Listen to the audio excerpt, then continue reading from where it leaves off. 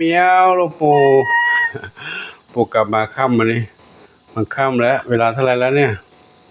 กลับมาค่ำแล้วมันมีกินข้าวกันแล้วยังกินข้าวแล้วเนาะอาหารเม็ดใส่ในถาดไว้ให้แล้วเนาะ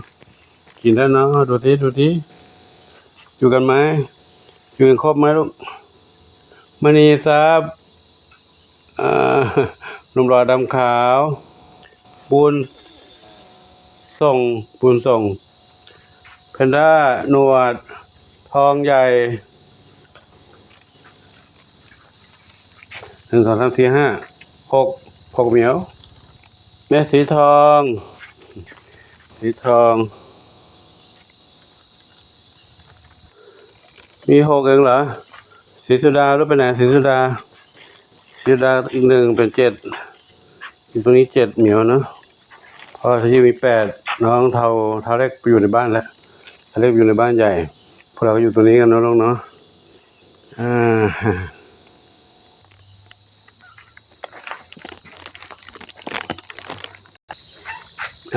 ใครพระดาเท้าใหญ่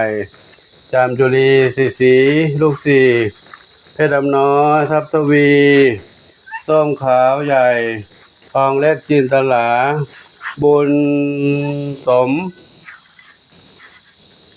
ใครนวรัตน์ส้มขาวเล็กอยู่นะนวรัตน์ส้มขาวเล็กมีใครอีกบุญชัยนี่บุญชัย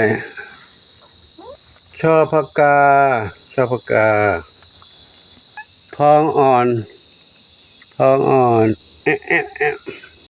ต่าทองน้องมีบุญนอนอยู่ในนั้นในดงผักบุ้งมองไม่เห็นแล้วบังไว้นั่นผักบวยผักบุ้งบัง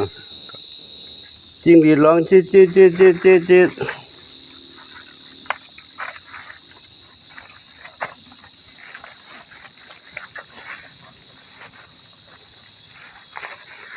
สีแว่นดำมีใครอีกครับโชคทวีทรัพย์กินอาหารกันหมดไหมลูกอาหารวางไปให้หมดไหมเอากินไม่หมดเลยมีอยู่เนาะครับแม่สามสีนวลน้องชวนฝันเล็กชวนฝันใหญ่นอนอยู่ในนี้น้องอาหารมีแล้วกินไม่หมดแล้วเนาะพักผ่อนเลยลูกเด้อน้องอะไรเท้าเล็กอยู่ตรงนี้นะลูกเนาะมีใครกวนแล้วอยู่ในนี้สบายอยู่ก็ไม่กัดเด็กน้อยเล่นอะไรกันน้อยเล่นอะไรกันลูกน้อยเล่นอะไรกันหนึ่งเดียวกับมีสุกเล่นอะไรกันทุกเรื่องกุ๊กกักหนึ่งเดียวกับดอกมีสุกอันไหนนี่บริทายนี่หนึ่งอนงอยู่นี่หนึ่งเดียวน้องมีสุกอยู่ในมุ้ง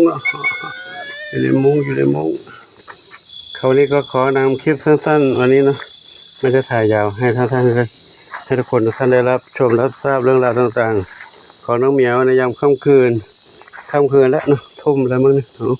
ผมไม่ได้ดูนาฬิกาละค่ำแล้วเนาะนี่น้องอะไรลูกส้มอ่อน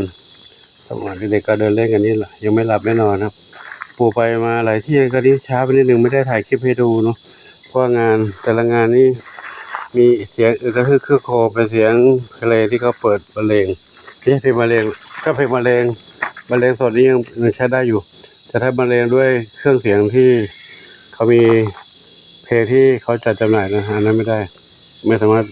นำมาเผยแพร่ในคลิปของเราได้เพราะเป็นลิขสิทธิ์ของเขานะจะต้อง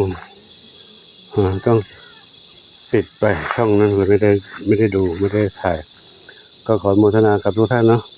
ขอโมทนาสาธุขอบุญกุศลทั้งหลายจงเป็นพระปัจจัยนุนำความสุขให้ทุกคนทุกท่านพบความสุขความเจริญมีความสุขกายสุขใจปรารถนาที่ใดขอได้ทุกความมุ่งมั่นปรารถนา